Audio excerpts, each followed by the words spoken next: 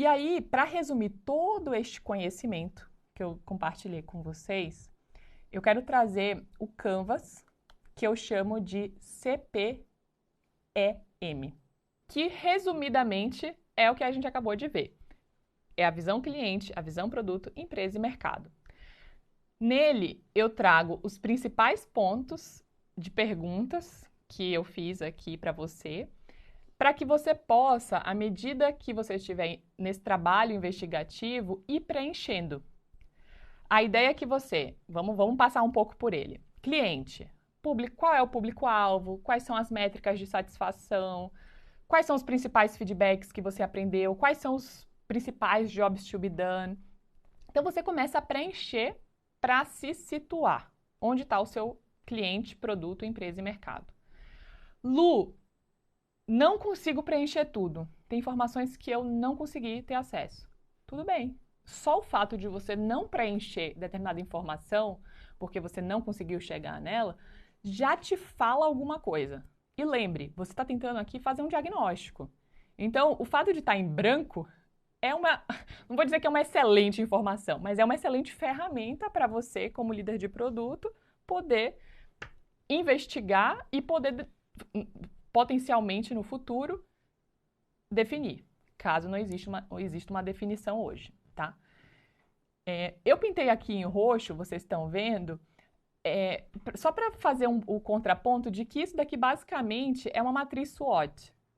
Então, que a gente está falando de quais são os diferenciais, quais são os gaps, né? Então, fortalezas, fraquezas, oportunidades e ameaças. Então, basicamente, é uma junção de algumas ferramentas e das principais perguntas que você, como líder de produto, está tentando entender sobre o seu contexto. E aí, algumas reflexões, à medida que você vai preenchendo. Quão fácil foi obter essas informações? Algum item não preenchido? Por quê? Os itens se conectam e fazem sentido? Alguma dúvida ou até contradição? Você pode pegar contradições. O público-alvo é esse, mas estamos fazendo outra coisa. Tipo, você pode pegar contradições no meio desse preenchimento.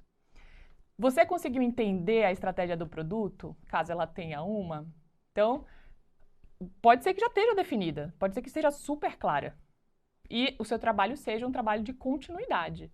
Ou pode ser que você perceba os gaps e contradições e você queira dar uma ajustada na estratégia. Ou até você pode querer dar depois um giro 180 graus da estratégia porque o contexto da empresa é outro. E com todas essas perguntas e com essa clareza que esse Canvas vai te dar, eu espero que você consiga cada vez mais entender e fazer o diagnóstico do local que você está. Essa etapa é muito importante. Não pule para conclusões. Lembre-se, faça seu trabalho de investigação e tenha o big picture do que você está trabalhando. Agora vamos falar sobre um case que eu vivi na prática e eu quero trazer para compartilhar com vocês. É muito diferente da gente falar dos frameworks, da teoria e da gente realmente viver isso na prática, porque os frameworks eles servem para nos ajudar, para nos inspirar, para ser uma ferramenta de apoio, mas ele não precisa engessar o processo. E eu quero trazer aqui um exemplo, que vocês vão ver que é uma versão muito resumida de tudo que a gente falou, mas que teve implicações práticas na mudança da North Star Metric do produto que eu estava liderando. Então, o contexto antes que eu quero compartilhar com vocês envolvia um determinado público-alvo. Então, inicialmente, o público-alvo era um público de varejo, certo?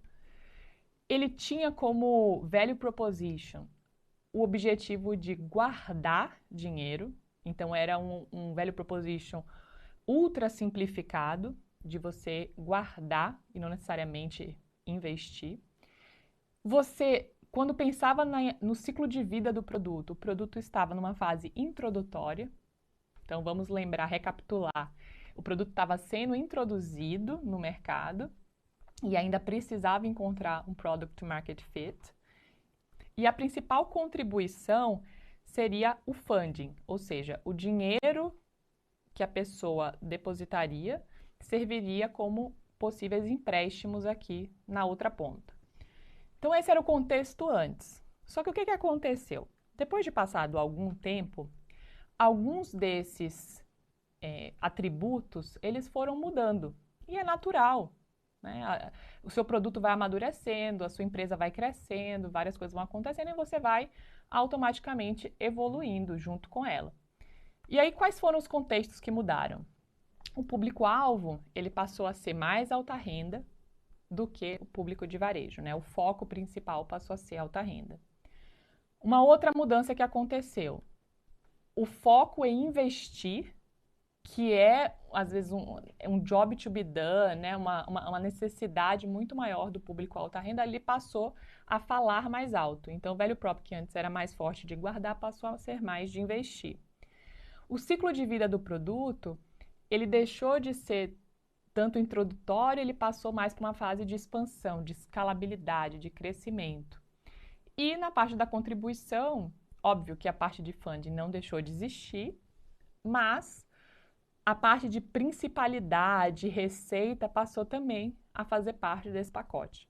Então, perceba como várias dessas coisas mudaram e quando isso acontece, é natural que tenha implicações práticas. A primeira pergunta que a gente se faz é: qual é a nossa principal... O que é sucesso para a gente? Já falamos sobre isso, e sucesso é primordial você entender o que é no seu produto para você poder definir a melhor métrica.